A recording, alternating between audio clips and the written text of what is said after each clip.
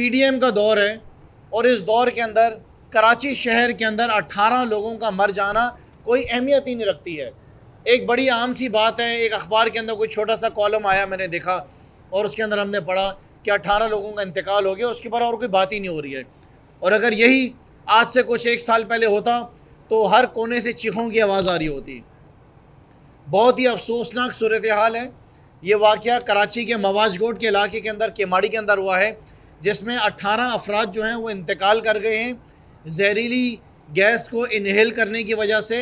और अंदाज़न 50 से 60 अफराद ऐसे हैं जिसमें ज़्यादातर बेशतर बच्चे हैं जो इस वक्त हॉस्पिटल्स के अंदर जो हैं वो एडमिट हैं और उनकी जो इस वक्त कंडीशन है वो बहुत ही ज़्यादा सीरियस कंडीशन है और उनके बचने के अल्लाह ताला उनको अच्छी सेहत अता फरमाए। लेकिन जो सुनने में आ रहा है उनकी जो इस वक्त कंडीशन बहुत ज़्यादा ख़राब है। जो रीज़न्स बताए जा रहे हैं वो रीज़न्स ये हैं कि ये जहरीली गैस इनहेल करने से पहले जो है सबसे पहले गला उनका ख़राब हुआ। गला ख़राब होने के बाद जो है सांस में तकलीफ़ की जो है कंप्लेन की गई और उसके बाद जो उनकी अमवात हुई है उसके अंदर जो रीज़न बताए जा रहे हैं वो बताए जा रहे हैं फेफड़ों का नाकारा हो जाना, फेफड़ों के नाकारा हो जाने की वजह से उनका इंतकाल हुआ। लेकिन सबसे अहम बात यह है कि इंतकाल होने से पहले ये 18 लोग जो हैं इनको हॉस्पिटल में शिफ्ट किया गया था और हॉस्पिटल के अंदर इंतज़ाम ना होने की वजह से या डॉक्टर्स ना होने की वजह से या ऐसी फैसिलिटी जिसमें फेफड़ों को संभाला जाए वो फैसिलिटी या वेंटिलेटर्स को होना या वो तमाम ऐसी दवाइयाँ होना उसका फेलियर था। ये फेलियर वफाकी हुकूमत का फेलियर है।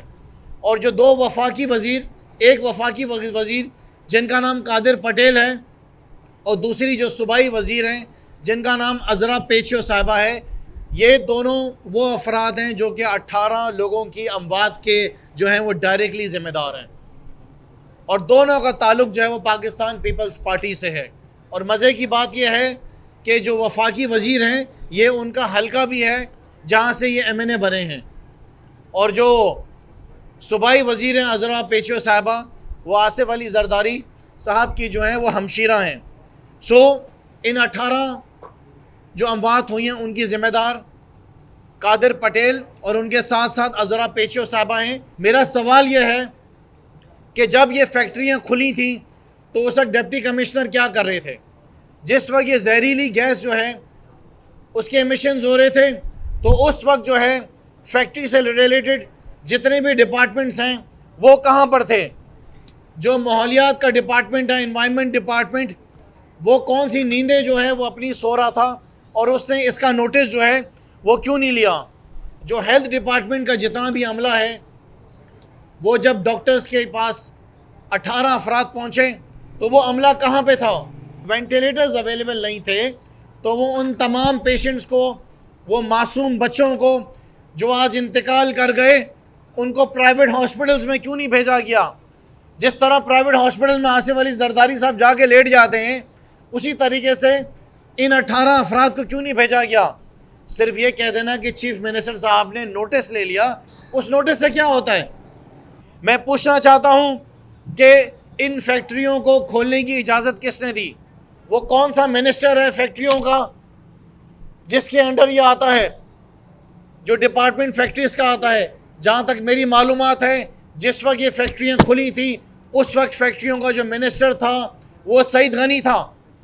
तो सईद गनी साहब जो हैं वो अभी तक उनका इस्तीफ़ा क्यों नहीं लिया गया है? ये 5वां शख्स है जिसके बारे में डिमांड कर रहा हूँ। Qadir Patel as federal health minister, Azra Pechuho साहिबा as provincial health minister, Murad Ali Shah as chief minister Sindh, Saeed Ghani उस टाइम के मिनिस्टर जिनके अंडर ये फैक्ट्रीज आती हैं, और डिप्टी कमिश्नर केमाड़ी, ये अभी तक सलाखों के पीछे क्यों नहीं है? कोई दुनिया के अंदर कोई तौर तरीके होते हैं, जब फैक्ट्रीज खोली जाती हैं उनके कोई रूल्स एंड रेगुलेशंस होते हैं, उसको फॉलो किया जाता है। लेकिन वाहिद इलाका सूबा सिंध दुनिया का जहाँ पे जिस शख्स को जो कारोबार करना है बगैर लाइसेंस के वो कारोबार भी कर सकता है, उसको जो बनाना है, जो धंधा करना है, जो दाने बनाने बनाए, ज़मीन में से कुछ निकाले, किसी में से तेल निकाले, किसी में से लोहा निकाले, कोई पूछने वाला नहीं है। ये इन 18 लोगों की तदफीन भी हो गई है। उनकी तदफीन कर दी गई है, जल्दी जल्दी बोला समेटो और इनकी तदफीन करो, कोई पोस्टमार्टम नहीं किया गया है। किस तरह पता चलेगा? क्या वापस उनकी अब कब्रें खोदी जाएंगी और उनको निकाला जाएगा?